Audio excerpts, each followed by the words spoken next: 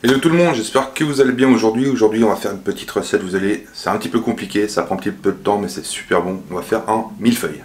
Donc ça va se passer en plusieurs étapes, mais avant qu'on commence cette vidéo, n'oubliez pas de vous abonner à ma chaîne si ce n'est pas encore pas fait. C'est le petit bouton que vous avez en haut, que vous trouvez en bas, de liker, de partager, enfin vous savez quoi faire. Donc on va pas traîner, allez c'est parti, générique.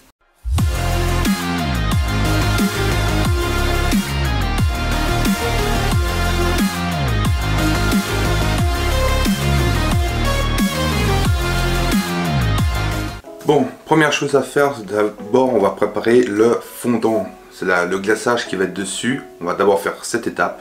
Ensuite, on va s'occuper de cuire nos pâtes, donc nos pâtes feuilletées.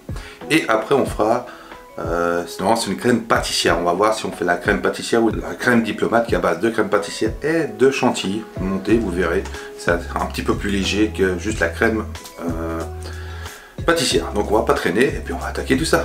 Et après on fera le montage évidemment. Allez, c'est parti. Bon, pour faire ce fondant, on n'a pas besoin de 36 000 choses. Premièrement, d'une casserole. On a besoin de 300 g de sucre, de 120 g d'eau et évidemment du glucose. Ici, il y en a 60 g. Donc on va cuire tout ceci jusqu'à 114 degrés. Où là, j'ai un petit thermomètre plongeant. Et après, on va le foisonner dans notre petit mixeur ici, avec évidemment la feuille pour incorporer de l'air. Bon, bah alors ça, on va laisser de côté. On va déjà mettre tout ceci en cuisson. Hop, hop, hop. Donc, on va allumer tout ceci. Voilà, donc déjà l'eau,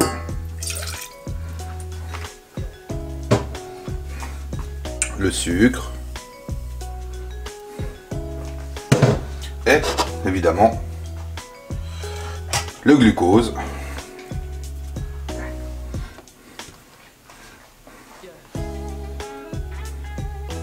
qui ça va nous servir à donner l'aspect ultra brillant. Après le glucose, vous n'êtes pas obligé d'en mettre, hein, mais c'est mieux.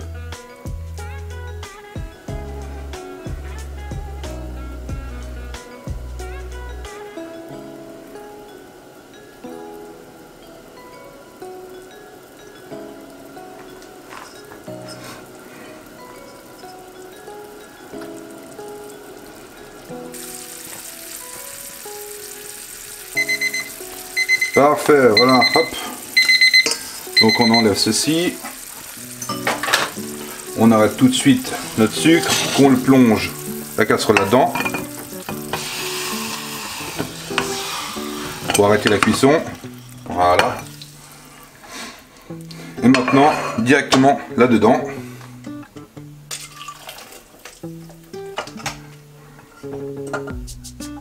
Et c'est parti, on foisonne.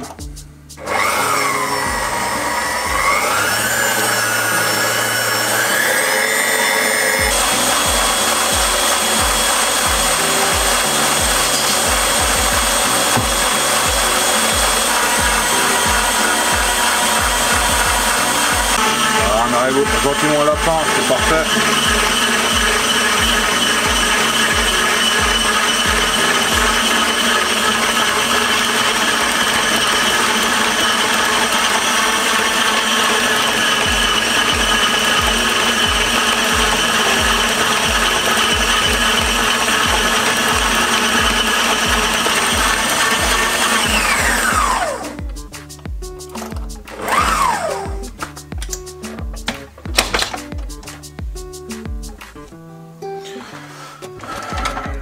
Voilà ce que ça nous donne à la fin.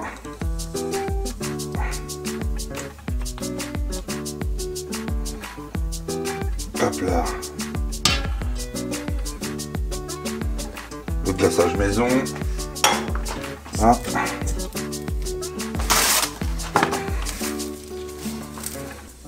Comme ça, quand on en aura besoin, il suffira de le réchauffer un peu pour le faire fondre avec un petit peu d'eau.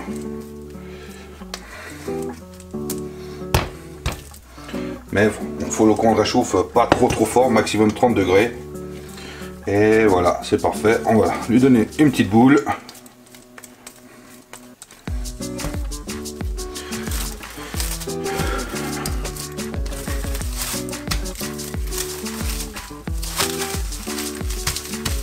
Et voilà, maintenant on y garde de côté au frais et on le ressortira quand on en aura besoin pour glacer notre millefeuille. Ensuite, on va s'occuper de notre pâte feuilletée. Donc, vous avez pu voir là, j'ai mis ma pâte feuilletée sur une plaque complète. Il faut couper l'excédent qui nous sert à rien et surtout qui dépasse de la plaque. Il faut surtout pas oublier, c'est de préchauffer le four à 180 degrés. Et là, comme vous avez pu voir, j'ai mis ma pâte feuilletée. Je remets une deuxième feuille cuisson par-dessus. C'est pour éviter que la pâte gonfle gondole en fait. Et on va poser aussi une autre plaque par-dessus pour faire un petit peu de poids pour éviter qu'elle gondole au maximum. Et j'espère que ça va fonctionner. Donc maintenant qu'on est bon, c'est parti, direction le four. Nous allons maintenant nous occuper de notre crème pâtissière. Donc dans une casserole, on va mettre déjà 5 décis de lait. Voilà. On va avoir de la vanille, évidemment. On a besoin de sucre aussi. Nous avons encore besoin de maïzena, ou de fécule de maïs, de la farine et des jaunes d'œufs aussi.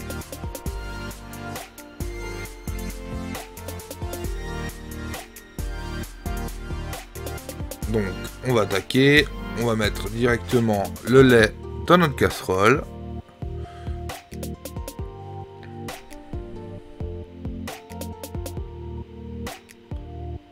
Voilà, là j'ai mis le lait. Moi je vais en faire un petit peu plus parce que je vais l'utiliser pour notre recette encore. Donc les quantités que je vous ai mis, c'est pour la quantité du millefeuille. Donc maintenant, je mets le sucre directement dans le lait. On va pas porter à ébullition, on va juste chauffer pour dissoudre le sucre. Voilà, hop, ça c'est bon. Après on va s'occuper de nos petites vanilles.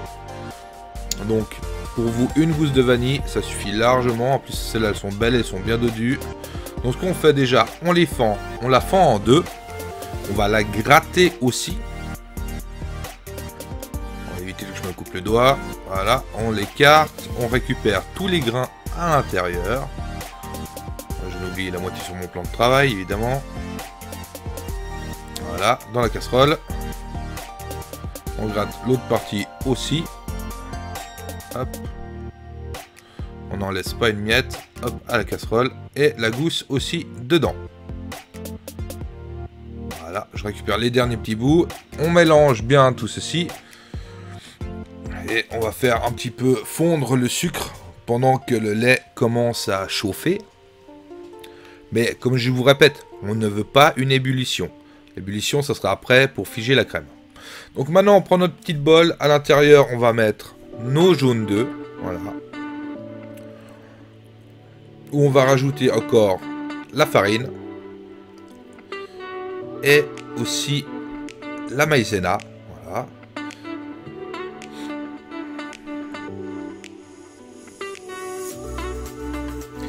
On va commencer à mélanger, on va casser les œufs, on va mélanger aussi.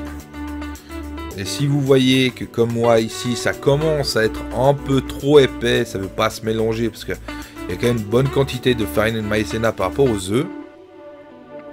Et bah tout bêtement, vous mouillez un petit peu avec le lait qui est encore pas chaud. Voilà, vu que je viens de le mettre en cuisson, il est pas chaud, juste pour détendre.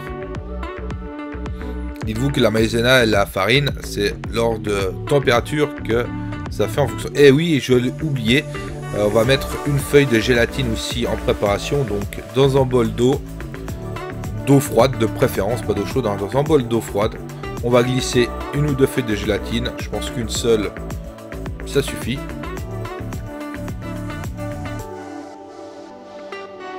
Je vais en mettre deux, comme ça je vais en garder une pour mon autre recette. Donc là, hop, vous voyez, ça commence à, j'arrive à faire quelque chose d'assez lisse. en mettant juste un petit peu de lait dedans. Donc notre lait a chauffé. Il n'est pas parti en ébullition, il a juste chauffé. Donc je mets déjà la moitié, voire les 3/4. Je mélange bien avec mes œufs. Et je retransphase directement ensuite dans ma casserole. Et maintenant, c'est là qu'on va porter la cuisson pour créer notre crème pâtissière. Je règle bien, je ne vais rien laisser dedans parce qu'on va après on va débarrasser dans le bol. Donc maintenant c'est dans la casserole, faut pas arrêter de remuer. Ça va prendre entre 5 et 10 minutes, ça dépendra. Donc faut pas arrêter de remuer. Et du moment que vous avez la première ébullition et que vous voyez que ça commence à s'épaissir, faut compter 4-5 minutes pour que ça cuise comme il faut la maïzena et la farine. Là on voit qu'il y a déjà de l'ébullition, mais j'ai pas encore la texture souhaitée. Donc là vous voyez ça commence à faire des jolies bulles. On commence à avoir une texture qui commence à prendre. Il faut un petit coup de poignet et puis des coups de coude. Hein. Il faut mélanger. Pour éviter que ça croche puis que ça s'y ait un goût de brûlé. Donc il faut pas arrêter de remuer. Et là on voit que ça fait plein de petites bulles. On est gentiment à bout touchant. Voilà, j'arrête déjà le feu parce qu'elle est prête. Et ce qu'on va faire maintenant, on va rajouter la gélatine à l'intérieur. Hop. Et on va dissoudre tout ceci. On va déjà plonger la gélatine à l'intérieur. On va déjà la laisser se dissoudre un petit peu avec la chaleur. Et on va bien la mixer pour l'incorporer partout dans toute la crème. Évidemment, il faut qu'elle fasse figer la crème complète dans le millefeuille. Voilà, donc là, elle a une jolie texture. Là, elle est encore chaude, donc elle est un petit peu liquide. Mais du moment qu'elle va refroidir, elle va figer en plus avec la gélatine. Donc maintenant, on la débarrasse directement dans le pot. Et il n'y a plus qu'à s'en servir. Là, je la filme au contact, après direction frigo et minimum 2 heures de temps au frigo. Maintenant, on s'occupe de notre chantilly. Donc voilà, je vais déjà mettre la crème minimum. C'est pas minimum, c'est crème de 35%. Sinon, il faut du gras pour que ça puisse grimper. Donc voilà. Donc déjà, la crème dans mon batteur qui a passé évidemment le bol et le fouet qu'on peut passer bien un quart d'heure, 20 minutes dans le congélateur pour que ça soit bien froid. Ensuite, on va rajouter notre petite vanille liquide, juste pour donner un petit aspect et un petit goût vanille. Voilà. On n'oublie pas de rajouter aussi un petit peu de sucre glace. C'est juste pour sucrer un petit chouille. Bien qu'on a une petite crème aussi, mais c'est bien. Donc, je pense que une cuillère, ça suffit largement. Voilà, 1,5 à la rigueur, voilà. On va déjà mélanger un petit peu pour incorporer le sucre et la pâte de vanille. Et ensuite, on va rajouter le mascarpone. Donc là, moi, je vais rajouter à peu près la moitié du pot. Voilà. Enfin, même pas, je mets tout le pot parce que, comme je vous ai dit avant, je vais l'utiliser pour notre recette encore. Donc j'en fais beaucoup plus. Donc mettez-vous la moitié et c'est parti, on fouette.